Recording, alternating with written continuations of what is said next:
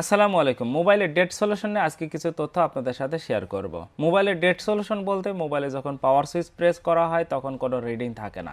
পাওয়ার switch যখন press করা হয় তখন নো সেন্স থাকে। যখন আমরা আই চার্জার দিয়ে চার্জিং সেকশন থেকে চেক করি তখনও কোনো সেন্স থাকে না, অর্থাৎ 0.6 থেকে 1.1 পর্যন্ত আমরা সাধারণত স্টেপগুলো দেখি, কিন্তু এটা থাকে না। তা আজকে আমরা জানবো যখন ডিসি পাওয়ার সাপ্লাই যখন আমরা পাওয়ার সুইচ প্রেস করব, করার পরে যখন রিডিং থাকবে তখন কি পরিস্থিতিতে ফোনটা অন হয় এবং পাওয়ার সুইচ ছেড়ে দেওয়ার পর কত রিডিং থাকে। এটা ধরুন ডিসি রিডিং স্বাভাবিক থাকবে বা দেখব, তখন ডিসি রিডিং থাকে হচ্ছে যে 4.2 থেকে 4.4, তবে 4.4 হচ্ছে বেস্ট। যদি ডাবল সেলের ব্যাটারিগুলো দেখি তাহলে সেখানে আমরা ভোল্টেজ পাবো হচ্ছে যে 7.8 থেকে 8.2 বা 8.4 পর্যন্ত। তবে সাধারণত আমরা যে মোবাইলে যে ব্যাটারিগুলো পাই সেগুলো হচ্ছে যে 4.2 থেকে 4.7 পর্যন্ত হয়ে থাকে। তো এখন ডিসি পাওয়ার সাপ্লাই যখন ফোন কানেক্ট করি, কানেক্ট করার পর পাওয়ার সুইচ প্রেস করার পরে যদি নো সেন্স থাকে, সর্বপ্রথম আমরা দেখব কোথায় পাওয়ার যে সুইচ আছে, পাওয়ার কি বলা হয়, পাওয়ার কিতে ভোল্টেজটা যদি এরকম পাই, যদি এমটিকের ক্ষেত্রে বলি তাহলে এমটিকের ক্ষেত্রে ভোল্টেজ থাকবে হচ্ছে 3.7 থেকে 4.2 পর্যন্ত, এবং কোয়ালকম যে আইসি আছে, কোয়ালকম আইসিতে ভোল্টেজ থাকবে 1.4 থেকে 1.8 পর্যন্ত, এবং স্পিড টাইমের ক্ষেত্রে যদি বলি 3.7 থেকে 4.2 পর্যন্ত থাকবে, এবং স্পিড টাইমের ক্ষেত্রেও সেম।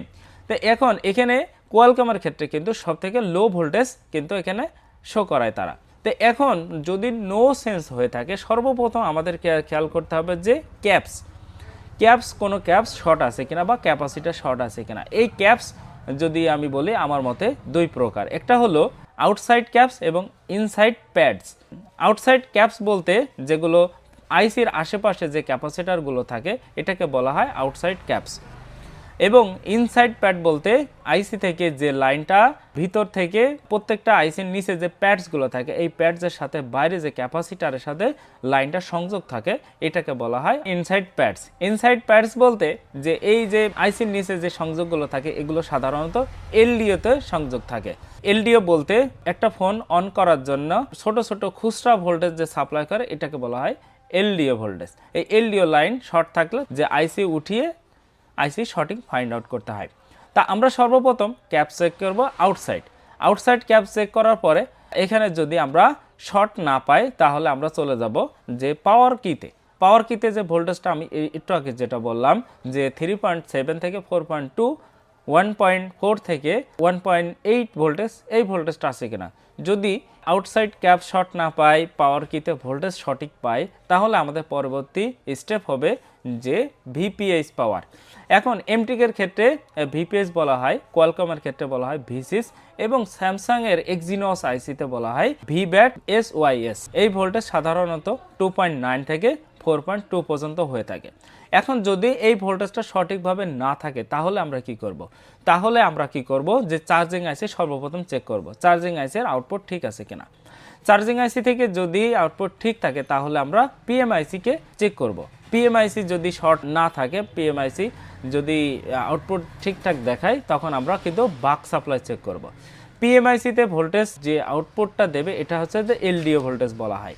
এবং এমটিকের ক্ষেত্রে যদি বলি, এমটিকের ক্ষেত্রে যে চার্জিং আইসি আছে এইটাকে বলা হয় DC to DC IC. DC to DC IC এ সরাসরি ভিপিএস তৈরি করার পর এটা পাওয়ার আইসির সাথে সংযোগ হয়, এবং পাওয়ার আইসি কী করে যে পুরো মাদারবোর্ডে খুচরা ভোল্টেজ তৈরি করে।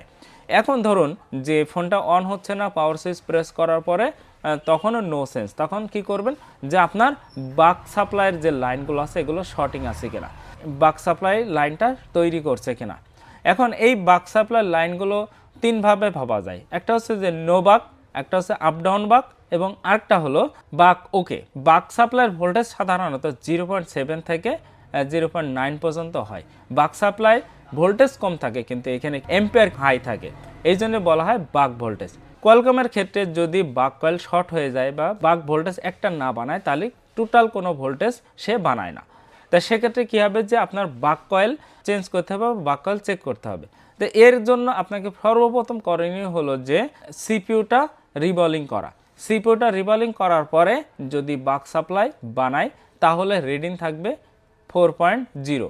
যদি ভিপিএস পাওয়ার নেওয়ার পর যদি পাওয়ার আইসি থেকে বাক সাপ্লাই সঠিক থাকে, র্যাম বা ইএমএমসিটা তুলে ফেলতে হবে। তুলে ফেলার পরে দেখতে হবে এটা কম্পিউটারে পোর্ট পাচ্ছে কিনা। যদি পোর্ট পাই তাহলে র্যামটাকে রিপ্রোগ্রামিং করব। এবং যদি পোর্ট না পাই তাহলে সর্বপ্রথম আমরা কি করব, সিপিইউটাকে রিবলিং করব। সিপিইউটাকে রিবলিং করার পরে দেখব যে পোর্ট পাচ্ছে কিনা। যদি পোর্ট পাই তাহলে এর রিডিং কত থাকবে, রিডিং থাকবে এমটিকে সিপিইউ যদি হয়ে থাকে তাহলে রিডিং থাকবে 0 থেকে 40 পর্যন্ত। 40 পর্যন্ত উঠে আবার নেমে পড়বে। যদি নেমে পড়ে তাহলে আমরা পরের স্টেপ যাব কি, র্যামটাকে কনফিগার করব, র্যামটা চেক দিব। যদি র্যামে ফাইল না থাকে তখন আমরা র্যাম কনফিগার করব, হয়ে যাবে। এক্ষেত্রে অনেক সময় দেখা যায় যে সিপিইউর নিচে যে বলগুলো থাকে এই বলগুলো শর্টিং হয়ে যাওয়ার কারণে বাক সাপ্লাই তৈরি করে না, তখন কিন্তু ফোন নো সেন্স হয়ে থাকে। তা আমরা আজকে নো সেন্স সম্পর্কে কিছু ধারণা নিলাম। আমরা পরবর্তী স্টেপে আরও ডিটেলসে বাক সাপ্লাই সম্পর্কে জানবো এবং ইএমএমসি কনফিগার সম্পর্কে জানবো। আজকের ভিডিওটি এ পর্যন্তই, দেখা হবে পরবর্তী নতুন কোনো ভিডিওতে নতুন কোনো তথ্য নিয়ে। সে পর্যন্ত আমাদের সাথে থাকুন। আসসালামু আলাইকুম ওয়া রাহমাতুল্লাহ।